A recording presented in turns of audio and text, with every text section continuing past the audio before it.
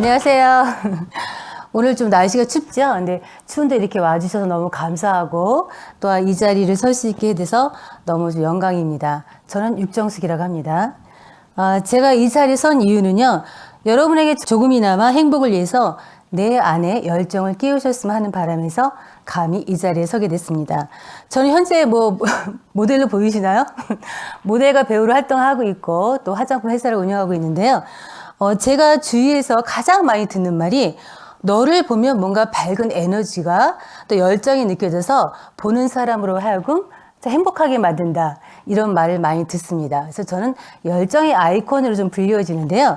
일단 저 어릴 때 꿈을 잠깐 볼까요? 저는 어릴 때 꿈이 연기자였습니다. 대학을 졸업해 저의 연기자의 꿈을 갖고 대학로 극단에서 연기 생활을 시작했었는데요. 그때는 연극하는 게 너무 좋았고 또 무대에 서는 게 너무 좋아서 나는 죽어도 무대 위에서 죽을 거야 이렇게 말을 했었는데요. 낮에는 극단에서 연기 연습하고 또 티켓도 돌리고 밤에는 또 의상실에서 일을 했었는데요. 그 당시에는 이태원에서만 24시간 영업을 하던 때였어요. 제가 대학에서 의상을 전공했기 때문에 그나마 밤에 의상실에서 일을 할 수 있었는데요. 낮과 밤에 좀 일을 다 하다 보니까 잠잘 시간이 없어서 코피도 흘리고 그래서 너무 힘들어서 버티다가 의상실을 그만두고 연극에만 전념을 하게 됐었어요. 사실 요즘이야 홈쇼핑이다, 유튜브에다, 케이블에다 연기 관련 그런 일을 할 기회가 많이 있지만 그때는 연기 관련 아르바이트가 없어서 좀 힘들 때였었고 이렇게 수입이 없다 보니까 버스비도 없어서 걸어 다닌 적도 있었고 어떤 때는 극단 대표가 운 좋게 종이버스 그 회수권 있잖아요. 그걸 주셔가지고 그 10장을 교묘하게 11장을 만들어서 사용했던 적도 있었어요. 기억하시죠? 그 회수권. 그래서 저는 돈이 없으니까 또 왜 이렇게 배가 고프던지 제가 극단 생활을 했을 때 라면을 끓여 먹고 있었는데 그 옆에 찬밥이 있었어요. 그래서 제가 무심코 찬밥을 먹다가 선배한테 엄청 혼이 났어요. 너는 찬밥도 선후배가 있는데 후배가 감히 찬밥을 먼저 먹냐. 이래서 엄청 혼났던 기억이 나는데 그래서 찬밥도 선후배가 있구나 라는 말을 저는 처음 들었습니다. 그렇게 어렵게 극단 생활을 했지만 저는 끝내는 생활고를 좀 이기지 못해서 연기를 포기하고 직장생활을 이제 디자이너로 시작을 하게 됐습니다. 직장생활을 하면서 월급을 받으니까 조금은 생활이 좀 나아진 생활이었지만 제 마음은 연기에 대한 갈증과 갈망이 좀 컸었던 때였던 것 같아요. 그래서 한동안 연극도 안 봤던 기억이 나는데 연극을 보면 다시 연극을 하고 싶어서 연극을 안 본 건데요.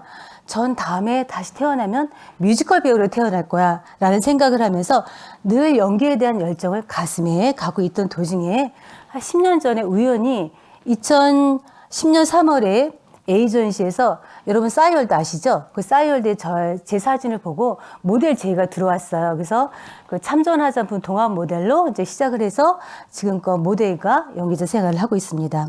그때 제가 생각한 것이 마음속에 나의 포기하지 않은 열정이 나의 꿈을 이루어지게 해줬다는 생각을 하게 됐습니다. 그래서 지금은 정말 감사하고 행복하게 모델과 연기자 생활을 하고 있는데요. 또 몇 년 전에는 프로는 아니지만 시니어 극단을 만들어서 대학로에서 연극 3편을 올리기도 했었는데요. 그때도 저와 같은 꿈을 가진 동생과 언니들과 함께 재미있고 보람있게 무대를 올렸던 기억이 납니다. 저의 열정과 갈망이 또 대학로 무대에 다시 서게 만들었던 것 같습니다. 두 번째가 또 한 번의 도전, 패션 모델. 제가 또 몇 년 전에 우연히 그 여의도 국회의사당에서 패션쇼 무대를 서게 되었는데요. 그때 당시 제가 빨간 드레스와 그 궁중 한복을 입고 생전 처음 런웨이를 걸으면서 패션쇼를 하게 되었어요. 사실 우리 여자들이 드레스 입을 기회가 없잖아요. 그 결혼식 때를 제외하고는. 저 또한 그 드레스 입는 것도 너무 좋았고 또 우아하고 멋있는 그 궁중 한복을 입는 것도 너무 기분이 좋았었는데요. 음악을 들으면서 걷는데 그 기분이 또 어찌나 짜릿하고 흥분되든지 이 연기나 모델과는 또 다른 느낌이었어요. 사실 저는 그 무대를 마치고 저도 모르게 눈물을 흘렸습니다. 왜 그랬는지 모르겠으나 그 감동은 또 연기하고 모델과는 또 다른 느낌이었어요. 저는 그 무대의 흥분과 짜릿함을 또 잊지 못해서 내친 김에 모델학과에 입학해서 지금 4학년이 되었습니다. 편입도 안 돼서 4년을 어떻게 보내 했는데 벌써 4학년이 된 거 보면 정말 세월이 빠르다는 생각이 들어요. 아쉬운 건 제가 이제 무대에 서고 싶어서 학교에 들어갔는데 코로나로 인해서 많은 무대에 서지 못한 것이 정말 아쉬운 생각이 듭니다. 사실 제가 초등학교 때 그 TV에서 패션쇼를 하는 걸 봤어요, 모델들이. 근데 워킹하는 걸 보고 저도 모르게 막 가슴이 쿵쾅쿵쾅 뛰었던 기억이 납니다. 물론 키가 좀 작아서 패션 모델의 꿈을 접었지만 제가 고등학교 때 개교 기념일 때 패션쇼를 제가 콘티를 짜서 진행했던 적이 있었거든요. 아무것도 모르고 누구한테도 배워본 적이 없었는데 패션쇼 콘티를 짜고 또 워킹도 알려주고 또 옷도 챙겨주고 이렇게 포즈도 배우지도 않았는데 가르쳤던 생각이 납니다. 아마도 그때의 첫 무대가 저에게는 굉장히 좀 짜릿한 기억으로 남았는지 제가 몇 년 전에 패션쇼를 했던 것도 우연이 아니었다는 생각이 듭니다. 지금도 기회가 생기면 무대에 서곤 하는데 이 나이에 사실 이쁜 드레스하고 또 한복을 입고 쇼를 하는 것이 쉬운 일이 아니라고 생각하시겠지만 누구나 열정과 관심이 있다면 가능하다고 생각을 합니다. 모델학과에 다닌 탓에 뭐 걸음걸이 등 좀 자세도 좀 많이 좋아졌고요. 조금 더 몸매 관리와 건강 관리에 신경 쓰다 보니까 저한테는 좀 많은 도움이 되는 것 같습니다.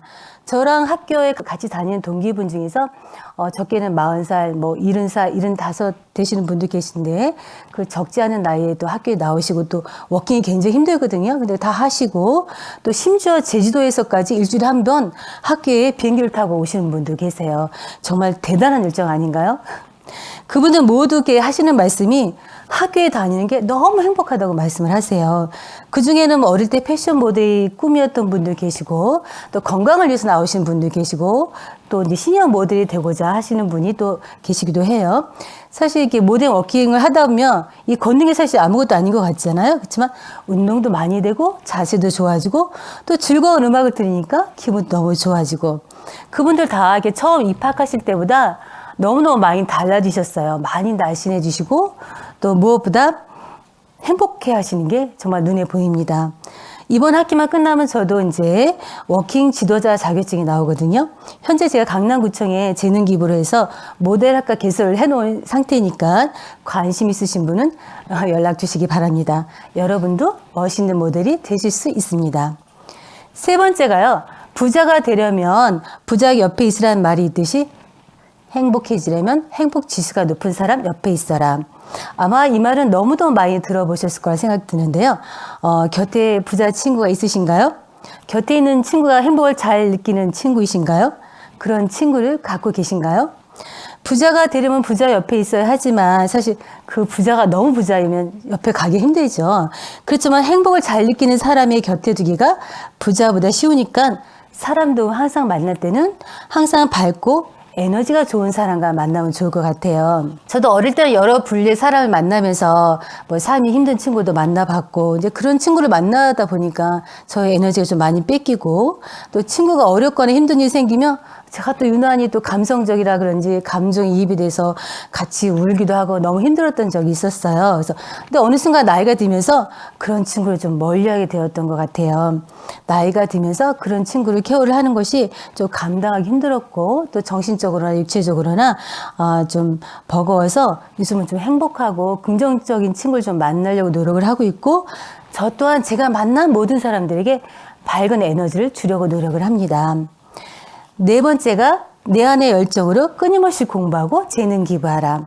이제 저희 이제 화장품 회사가 중국에 지사가 있었는데요.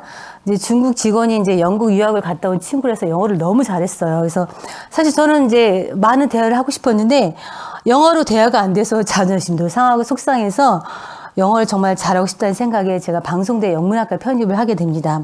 사실 뭐 학원도 다닐 수 있지만 학원을 다닌 것보다 학교를 선택한 것이 학교에 가면 시험을 보잖아요. 그럼 단어 하나라도 더 외울 수 있으니까 그런 마음에서 제가 학교를 들어가게 됐어요. 졸업한 지 한 10년 정도 된 것 같은데 그때부터 토요일마다 제가 몇 명의 스터디를 해요. 영어 스터디를. 처음에는 외국인을 만나면 입도 뻥끗 못하고 도망가는데 지금은 조금은 소통을 할 수 있을 정도로 되었어요.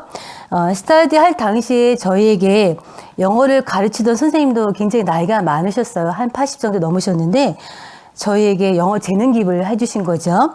그 선생님 말씀이 배움에서 그칠 게 아니라 누구든지 가르치라는 말씀을 늘 하셔서 몇 년 전에 제가 강남구청에 영어 재능 기부 신청을 해서 현재는 강남 장애인 복지관에서 작년부터 재능 기부로 영어를 가르치고 있는데요.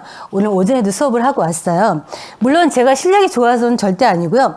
가르치게 되면 제가 더 공부를 하게 되니까 사실은 저한테 더 좋은 기회였죠. 제가 별 실력은 없으나 그 복지관의 어르신하고 공부하면서 저 또한 행복감을 느낍니다. 그 중에서 뭐 70을 넘으신 분도 계시고 또 몸이 아프신 분도 계시고 알파벳도 몰라 처음부터 이제 ABC부터 배우신 분도 계신데 그분들의 초롱초롱한 눈빛과 열정을 보면 제가 저를 더 열심히 살게 해주신 그분들에게 제가 더 감사의 말씀을 드리고 싶습니다. 여기 계신 분들 중에서도 틀림없이 저보다 더 많은 재능을 가지고 계신 분이 계실 거라 생각합니다. 나만 알고 있는 것에 그치는 것이 아니라 더 많은 사람들에게 여러분의 재능 나눔 해주시면 본인이 더 행복해지지 않을까 생각을 합니다. 5번째가요. 행복해지려면 꿈을 꾸어라. 우리 어릴 때 어른들이 항상 이렇게 물어보는 말이 있죠. 너 커서 뭐가 될 거야? 그럼 아이들은 자기 꿈에 대해서 얘기하죠. 뭐 의사, 변호사, 뭐 대통령, 뭐 연예인. 요즘은 공무원을 많이 되고 싶다고 한대요. 좀 약간 요즘 아이들이 현실적이라서 그런지 좀 약간 씁쓸하긴 한데 이렇게 어릴 때는 꿈에 대해서 많이 물어보잖아요. 근데 왜 커서는 꿈에 대해서 아무도 물어보지 않을까요? 혹시 지금 꿈이 무엇일까요? 저는 가끔 만나는 사람들에게 너 꿈이 뭐야? 하고 저는 물어봐요. 그렇지만 어른들은 제 물음에 답을 하는 사람이 거의 없답니다. 비단 꿈은 아이들만이 꾸는 것은 아닐 텐데 말입니다. 요즘은 100세 시대라고 해서 제2의 인생을 사시는 분이 참 많잖아요. 55세쯤 정년 퇴직하고 아직도 정말 건강한데 뭘 해야 할지 몰라서 방황하고 계시는 분이 계세요. 저는 40대부터 제2의 인생을 준비하라고 말합니다. 10년 정도 준비해서 퇴직하고 자기의 또 다른 제2의 인생을 잘 살아보자고요. 어쩌면 제2의 인생이 더 즐겁고 행복할 수도 있지 않을까요? 젊은 날에 치열하게 살아와서 미처 즐기지 못한 것들, 제2의 인생에선 좀 더 느긋하게 자기가 좋아하는 일을 하면서 행복하게 살 수 있지 않을까 싶습니다. 제가 아는 분 중에 결혼 전에 초등학교 선생님이었던 분이 계신데 결혼하고 나서는 그냥 살림만 하셨던 분이셨어요. 그분은 영어 공부를 너무 하고 싶으셔서 유학을 가고 싶다고 남편분에게 말씀을 하셨대요. 뭐 구체적으로 몇 년 후에 갈 거야 이렇게 말씀을 하셨는데 그 당시 언니 나이가 한 60 정도 됐었거든요. 근데 남편 되시는 분이 에이 설마 네가 가겠어? 그래 가봐 이렇게 말씀을 하셨대요. 근데 그 언니 실제로 어학 연수 학원과 뭐 지낼 곳과 또 1년 정도 유학비가 얼마 드는지 다 계산을 해서 언제 나는 갈 거라고 남편분한테 말씀하셨대요. 아마도 남편분은 뭐 정말 갈 거라고 생각하지 못하셨겠죠? 그리고 몇 년 전에 준비를 해서 그분은 유학길에 떠납니다.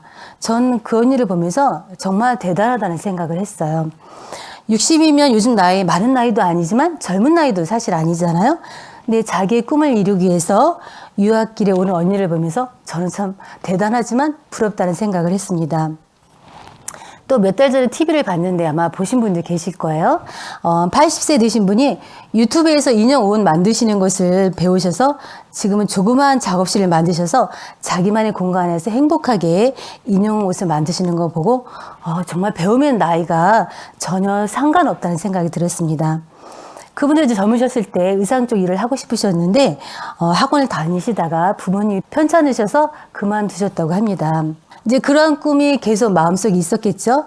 그래서 80이 되신 나이에 본인이 정말 하시고 싶은 일을 하시게 된 건데 작업하시는 내내 그 얼굴이 얼마나 행복하고 아름답게 보이는지 제가 저까지 정말 행복해졌던 기억이 나는데요.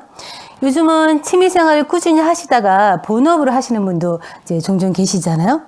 지금 이 순간 다시 한번 나의 꿈에 대해서 생각해 봅니다.